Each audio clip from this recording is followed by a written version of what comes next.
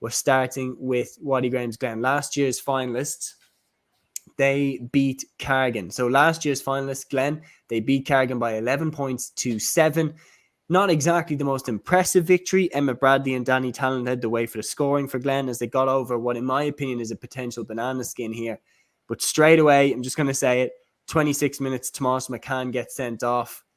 Was it a red card? It's one of them things, isn't it?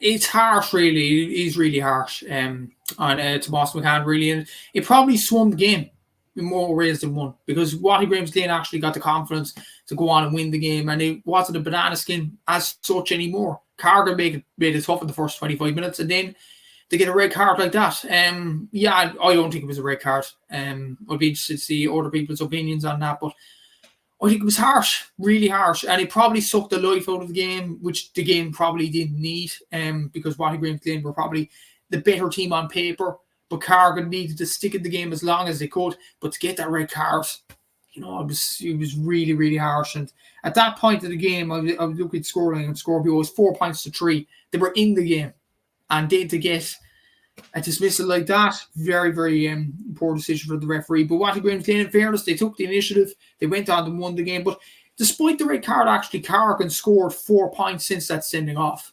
Fair play to them, They definitely didn't throw in the towel. They definitely gave it a good rattle for a few minutes. But Watty Grahams Glen, probably the red card decided a lot of it, but they were just a better team on the day. And Cargin just couldn't live it up to them once the red card happened. Yeah, and if you're talking Glen, immediately you're talking they want to go and win that All-Ireland. They want to go one further than they did last year. And immediately a lot of people were saying, Kieran McFall back in the team equals they are stronger than they were last year. And definitely on paper they are. But if you're looking at this result, All-Ireland contenders, what are you thinking? Well, All-Ireland contenders usually do enough to get over the line.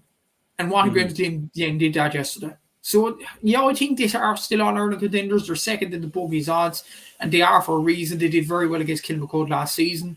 So, I definitely fancy Watty Grahams Glen to go on a run in the All-Ireland series.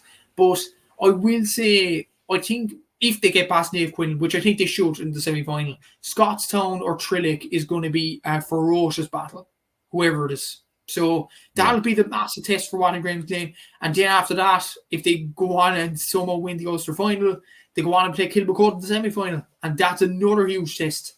It's the Shark Tank at the side of the draw. So, there's harder tests to come. But I think in these sorts of games where you're expected to win, it's just all about winning, really. Getting on to the next game, push that game under the carpet, and move on. Well, that's it, is that these games are more so just a bit of a litmus test to see how ready you are for difficult challenges ahead. And look, Cargin did not make it easy in any way, shape or form. And I think losing Tomas McCann, who is a finisher, he is a fantastic forward, so experienced, been around the block with Antrim, to lose him of all players was a really tough one to take for Cargin, and the fact that he was gone of all people. But for Glen, it was a job that needed to be done, and they did it. So you can't really argue with that.